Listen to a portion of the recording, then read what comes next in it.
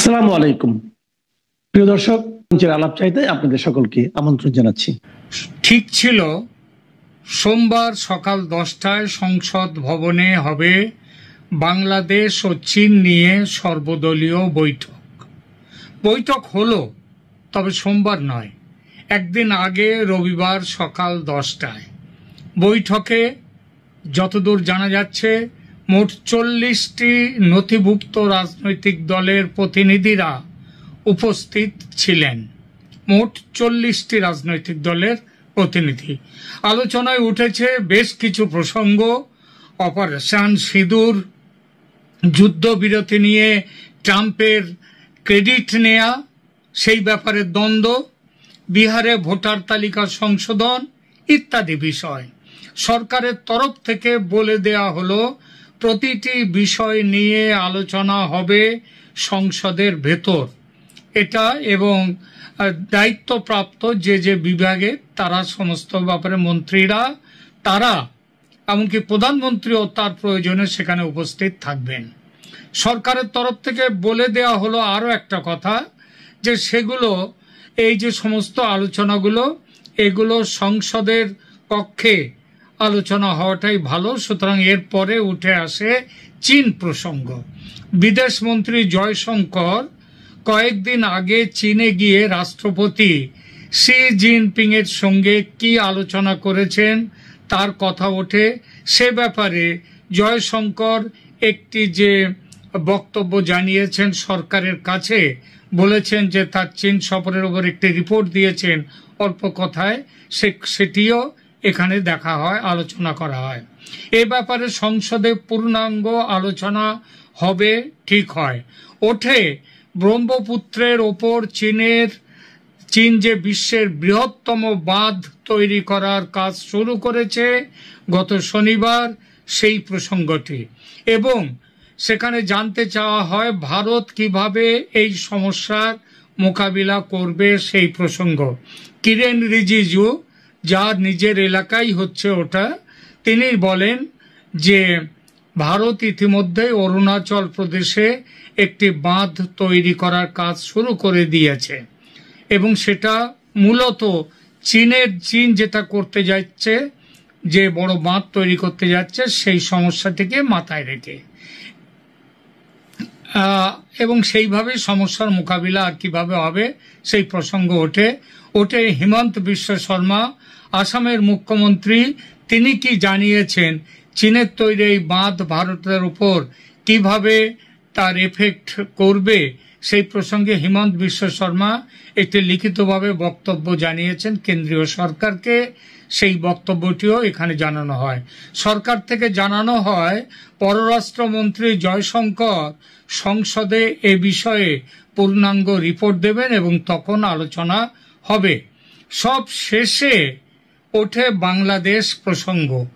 অসমর্থিত সূত্র থেকে জানা যাচ্ছে যে, যেটা জানতে পেরেছি সেটা হলো ভারত সরকারের পক্ষ থেকে সংসদ বিষয়ক মন্ত্রী কিরেন রিজিজু এই বৈঠকে জানিয়েছেন গোপালগঞ্জের ঘটনার প্রেক্ষিতে এবং বাংলাদেশ যেভাবে জঙ্গিদের ঘাঁটিতে পরিণত হয়ে উঠছে, যেভাবে পাকিস্তান বাংলাদেশে তাদের প্রভাব বিস্তার করছে ক্রমশ, তাতে কোনো নির্ণায়ক কড়া ব্যবস্থা নেয়া জরুরি হয়ে উঠেছে বলে মনে করে সরকার।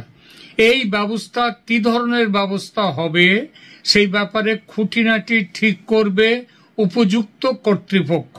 বলা বাহুল্য, উপযুক্ত কর্তৃপক্ষ মানেই হচ্ছেন আমাদের 3 বাহিনীর প্রধান, প্রতিরক্ষা মন্ত্রী, তারা মিলে মিশে ঠিক করবেন এই বিষয়টি, এবং সেই বিষয়টি এখনো ঠিক হয়নি, সেটা এখনো ঠিক হয়নি যে কি এই মুহূর্তে, সুতরাং সে ব্যাপারে বলা যাবে না। তবে সরকার চাইছে উপযুক্ত ব্যবস্থা নেয়ার ক্ষেত্রে সমস্ত রাজনৈতিক দল সরকারের সঙ্গে সহমত পোষণ করুক, সেটা চান। এর উত্তরে সমস্ত দলের পক্ষ থেকে বলা হয় যে সরকার যে ব্যবস্থাই নেবে তার সঙ্গে আছে সমস্ত দল, যেমন ইতিপূর্বে সব সময় সরকারের সঙ্গে তারা থেকেছে। কথা প্রসঙ্গে ওঠে শেখ হাসিনার দেশে ফেরার প্রসঙ্গটি। কয়েকটি দল বলে যে শেখ হাসিনার দেশে ফেরা নিয়ে অনেক রকম উদ্ভট রকমের সব খবর আসছে বাইরে। এমন খবরও রটছে যে শেখ হাসিনা দেশে ফিরে গিয়েছেন এবং ভারতের সেনা তাকে পাহারায় রেখেছে বাংলাদেশের ভেতরে, এরকম খবরও আসছে। শেখ হাসিনা আবার কখনো খবর রটছে যে শেখ হাসিনা দেশে ফিরতে চাইছেন, কিন্তু ভারত সরকার তাকে আটকে রেখেছে, যেতে দিচ্ছে না। এর জন্য আবার একটা কারণও অনেকেই আবার বলছে, ভারত সরকার নাকি বিএনপির সঙ্গে সমঝোতায় এসেছে এবং শেখ হাসিনাকে নিয়ে সরকার নাকি বর্তমানে খুব একটা চিন্তা ভাবনা করছে না। সরকারের তরফ থেকে এসব খবরকে একেবারে ভিত্তিহীন এবং পাগলের প্রলাপ ছাড়া আর কিছু নয় এই আখ্যা দিয়ে বলা হয় শেখ হাসিনা ভারতের পরীক্ষিত বন্ধু ও ভারতের অতিথি। তার নিরাপত্তা নিয়ে নিশ্চিত না হয়ে ভারত তাকে দেশে ফিরে যেতে দেবে না। শেখ হাসিনা নিজেও সহমত এই ব্যাপারে। গোপালগঞ্জের ঘটনায় আর্মি চিফের ভূমিকা নিয়ে একটি দলের প্রতিনিধি কিছু জানতে চাইলে সরকারের পক্ষ থেকে বলা হয়, বাংলাদেশের সমস্ত বিষয় আমাদের সরকারের নজরে আছে এবং উপযুক্ত সময়ে প্রয়োজনীয় ব্যবস্থা নেবে সরকার। কারণ ভারতের যে তার সম্প্রভুতা, সার্বভৌমত্ব, তার নিরাপত্তা, তার সীমান্ত সুরক্ষিত রাখা, এ ব্যাপারে ভারত সরকার প্রতিজ্ঞাবদ্ধ। সুতরাং উপযুক্ত সময়েই প্রয়োজনীয় ব্যবস্থা নেবে ভারত সরকার। সরকারের তরফ থেকে এটাও বলা হয়, আপনারা সবাই যে এ বিষয়ে সরকারের সঙ্গে আছেন, একেবারে ব্ল্যাঙ্ক চেক দিয়ে সরকারকে সমর্থন জানিয়েছেন, এজন্য আপনাদের কাছে কৃতজ্ঞতা জানাচ্ছে সরকার।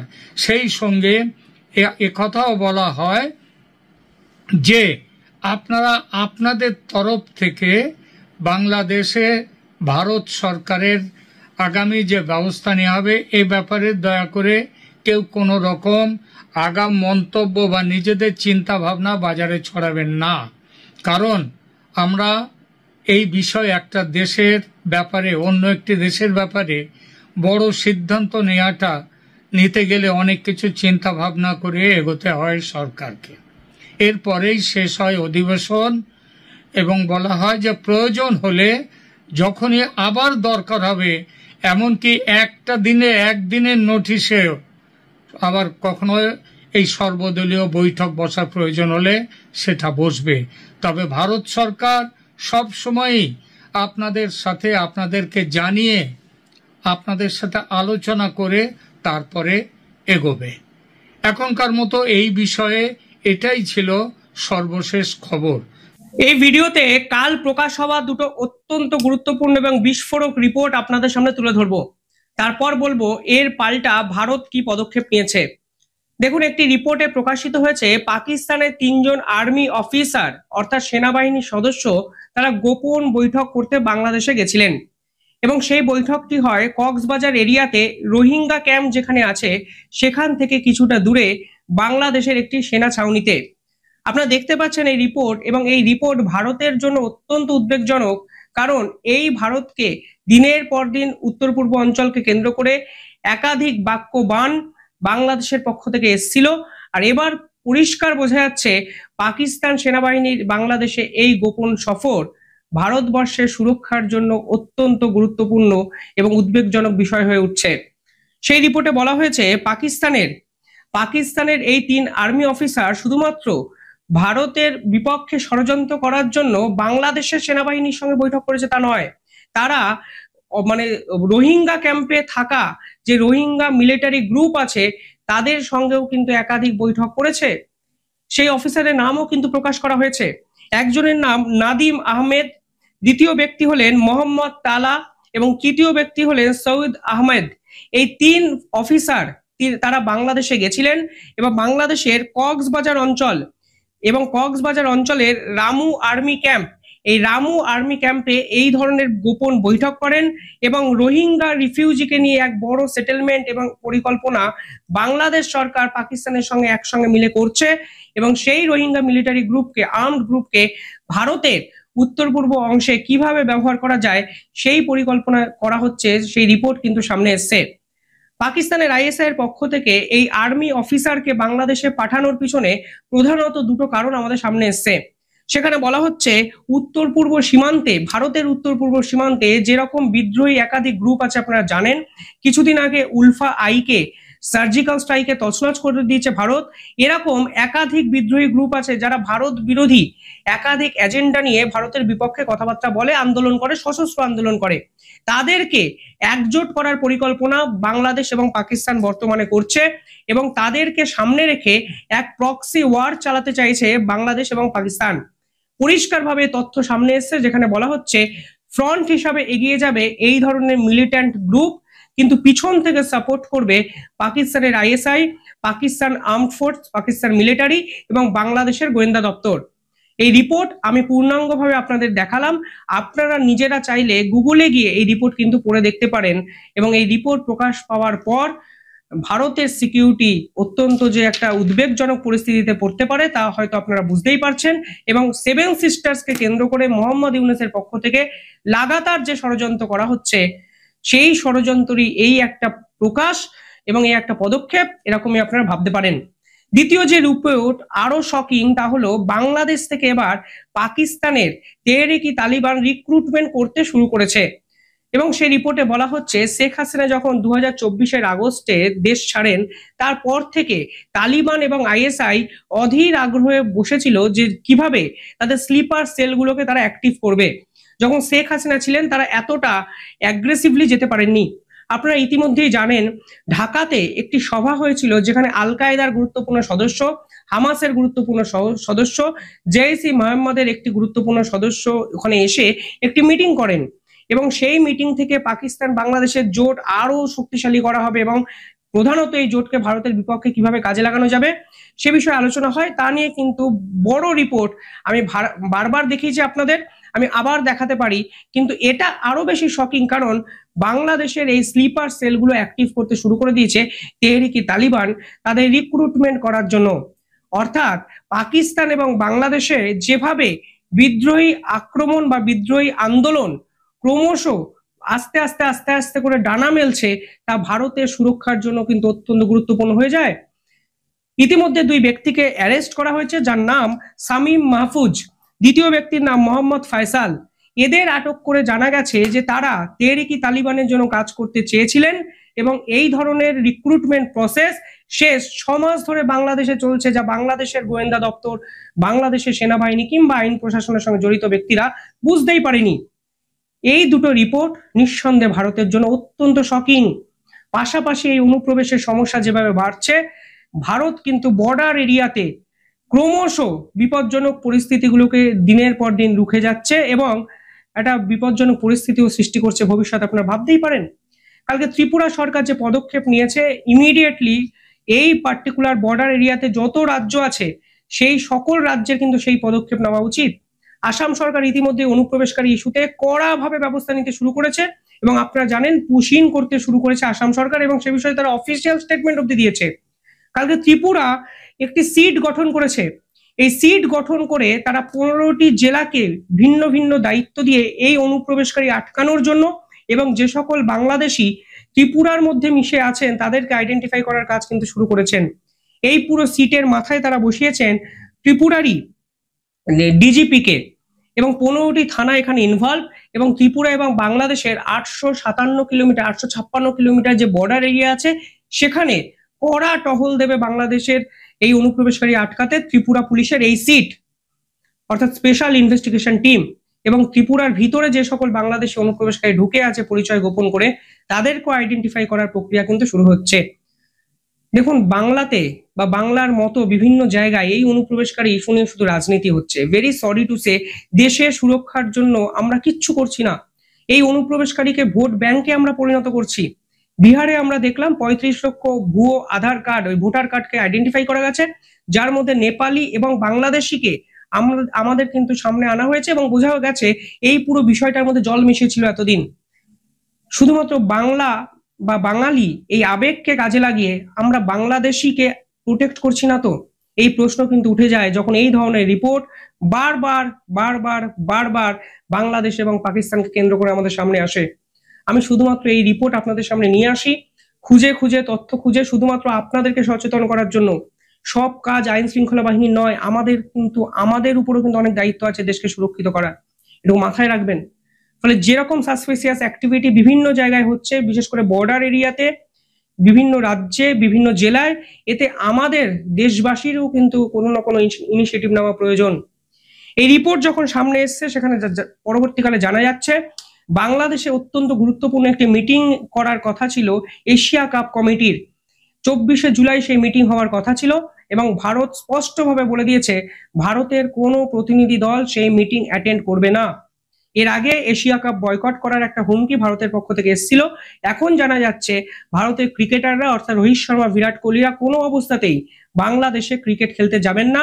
ঠিক যেভাবে আগস্টে বাংলাদেশ সফর কমপ্লিটলি বাতিল করেছে ভারত, ঠিক একইভাবে জুলাইতে এই মিটিং বাতিল করে বুঝিয়ে দেওয়া হয়েছে বাংলাদেশে যে এশিয়া কাপ অনুষ্ঠিত হওয়ার কথা, সেই অনুষ্ঠিত কাপ অন্য জায়গায় প্রয়োজনে ভারতীয় ক্রিকেট টিম খেলতে যাবে, কিন্তু বাংলাদেশে নয়। শুধু এই বৈঠক ক্যান্সেল করাটাকে কোনো অফিসিয়াল কোনো মেজারমেন্ট বা অফিসিয়াল কোনো পদক্ষেপ না ভেবে ডিপ্লোম্যাটিক ওয়েতে এর বিশ্লেষণ করার চেষ্টা করুন। পরিষ্কার বোঝা যাচ্ছে ভারত সরকার চাইছে না কোনোভাবে বাংলাদেশের সঙ্গে ভারতের সম্পর্ক থাকুক, এটা পরিষ্কার। আগস্টের এই সফর যখন ক্যান্সেল হয় তখন বিসিসিআই এর পক্ষ থেকে অর্থাৎ ভারতবর্ষের ক্রিকেট নিয়ামক সংস্থার পক্ষ থেকে বলা হয়েছিল সরকার যদি অ্যালাউ না করে ভারতের ক্রিকেট টিম সেখানে যাবে না। পরবর্তীকালে সরকারের ক্লিয়ারেন্স পাওয়া যায়নি, ধরেই নেওয়া যায়, কারণ ভারত আগস্টে বাংলাদেশে কোনোভাবে যাচ্ছে না। কিন্তু পরবর্তীকালে এশিয়া কাপ, সেখানে বাংলাদেশ খেলবে, মানে বাংলাদেশে গিয়ে ভারত খেলবে কি খেলবে না এক জটিলতা তৈরি হয়েছিল। সেখানে সোর্স বলছে ভারত সেটাও জানিয়ে দিয়েছে প্রয়োজনে দোহাতে খেলবে ভারতের ক্রিকেট টিম, কিন্তু বাংলাদেশে নয়। অর্থাৎ বাংলাদেশের সঙ্গে কোনো সম্পর্ক রিভাইভ করার জায়গায় ভারত গেল না। এটা বোঝা গেল যেভাবে ভারত বিরোধী চক্রান্ত বাংলাদেশের মাটি থেকে হচ্ছে, এটি তার পাল্টা ডিপ্লোম্যাটিক জবাব, এবং এই জবাব মোহাম্মদ ইউনূসকে কিন্তু পথে বসাতে পারে। কারণ এশিয়া কাপ আয়োজনে যদি বাংলাদেশ সরকার করতে না পারে তাহলে হিউজ ইকোনমিক্যাল ক্রাইসিসে পড়তে পারে বাংলাদেশের ক্রিকেট বোর্ড। ইতিমধ্যেই বাংলাদেশের ক্রিকেট অবস্থা অত্যন্ত খারাপ জায়গায় চলে গেছে। টিভি রাইটস তারা বিক্রি করতে পারছে না, ঘরের মাটিতে তারা পাকিস্তান সফর খেলবে, ক্রিকেট টিমের পারফরমেন্স এতটাই খারাপ যে টিকিট বিক্রি অবধি হচ্ছে না। পাশাপাশি ভারত যদি বাংলাদেশে যেত তাহলে এশিয়া কাপকে অর্গানাইজ করে তারা কিছু টাকা রোজগার করতে পারত, যেই মানে অবস্থাটাও ভারত কিন্তু ভেস্তে দিল। পরিষ্কার ডিপ্লোম্যাটিক একটা বার্তা যে তোমরা আমাদের বিরুদ্ধে চক্রান্ত বন্ধ করো, তারপর তোমরা আমাদের থেকে কিছু লাভের আশা করবে, তার আগে নয়। কিভাবে দেখছেন পুরো পরিস্থিতিটি কমেন্টে জানাবেন।